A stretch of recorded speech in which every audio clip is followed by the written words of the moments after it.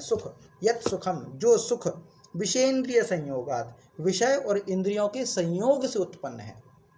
विषयों का इंद्रियों के साथ जब संयोग होता है, उस संयोग से जो उत्पन्न सुख होता है, तत् अग्रे अमृतोपमम, जो शुरुआत में तो भोग के समय में तो अमृत के समान होता है, और परिणामे विषम एव, और जो परिणाम होता है यानी अंत होता है उसमें विष के समान होता है, इसलिए वह सुख राजस सुख कहा गया है।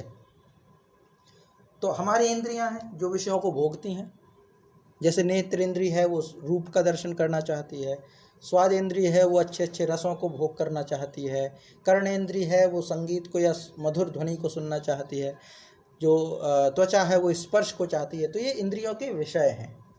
तो इंद्रियों के विषयों के संयोग से इंद्रियों का विषयों के प्रति संयोग होता है, इंद्रियों के विषयों के प्रति संयोग होता है। जैसे हमने कोई मनपसंद चीज़ खाई जो हमारे स्वाद इंद्रिय के लिए बहुत अच्छी लगी, तो हमने स्वाद इंद्रिय के अनुसार कोई वस्तु प्रयोग की, कोई विषय हमने कोई वस्तु खाई, तो जो वस्तु हमने ग्रहण की खाई, उसका जो भोग मिला, वह जो सुख है, खाने मात्र का सुख, वह जो सुख है, या भोगने मात्र का सुख, वह जो सुख है वह राजसिक सुख है, क्योंकि वह इंद्रिय और विषय के बीच का है। इंद्रिय और विषय के संयोग से, इंद्रिय और विषय के संयोग से उत्पन्न हुआ सुख है, इसीलिए वह कैसा सुख है?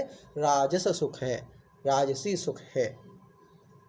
जो शुरुआत में कैसा होता है? तो कहते तद अग्रे मृतोपमम, जो तत् माने वह, अग्रे माने शुरुआत में, अमृतोपमम अमृत के समान होता है, और परिणामे विषमे तत्, और वह सुख परिणाम के समय विष के समान होता है। मान लीजिए कोई ऐसा व्यक्ति है जिसको बहुत अच्छी शुगर की चीज़ें, मिठाई वगैरह बहुत पसंद है, उसने मिठाई खाना शुरू की, तो जब वो मिठाई खा रहा है तो उसको जो आनंद की अनुभूति हो रही खाते समय जो आनंद की अनुभूति हो, वह सुख जो है वो राजसिक सुख है। जब वो खा रहा है तब तो अच्छा लग रहा है उसको, अग्रे माने शुरुआत में तो वह सुख अमृत के समान है कि वाह सब कुछ मिल गया, लेकिन जब परिणाम भोगना पड़ता है, बीमारियां भोगनी पड़ती है, तो विष के समान होता है। जैसे कई सारे लोग होते हैं शराब पीने वाले, जब पी रहे होते हैं, जब उसके नशे में होते हैं तो बड़ा स्वर्ग महसूस होता है उनको, तो बड़ा आनंद होता है, खुश रहते हैं।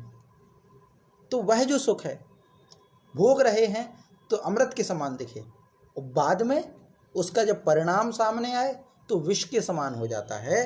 ऐसा सुख राजस सुख कहा गया है, क्योंकि सुख तो ये भी है, सुख तो यहाँ भी मिल रहा है, लेकिन इसका परिणाम दुखदाई है। अभी तो सही लग रहा है लेकिन परिणाम दुखदाई है। सात्विक सुख था जो शुरुआत में तो विष के समान था, लेकिन इसका परिणाम अमृत के समान था। लेकिन ये जो राजस सुख है यह परिणाम अमृत दुख के समान है, और जो भोग है वो सुख के समान है। इतना अंतर, उल्टा हो गया बिल्कुल।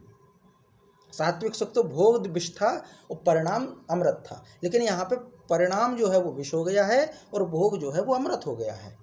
ये राजसी सुख है, इसको राजस सुख कहा गया है। तो विषेंद्रिय संयोगात, विषय और इंद्रियों के संयोग से, यतदग्रे अमृतोपमम, जो शुरुआत में अमृत के समान होता है, परिणाम में विषमेव, और परिणाम के समय में जो विष के समान होता है, तत्सुखम राजसम स्मृतम, उस सुख को राजस सुख कहा गया है।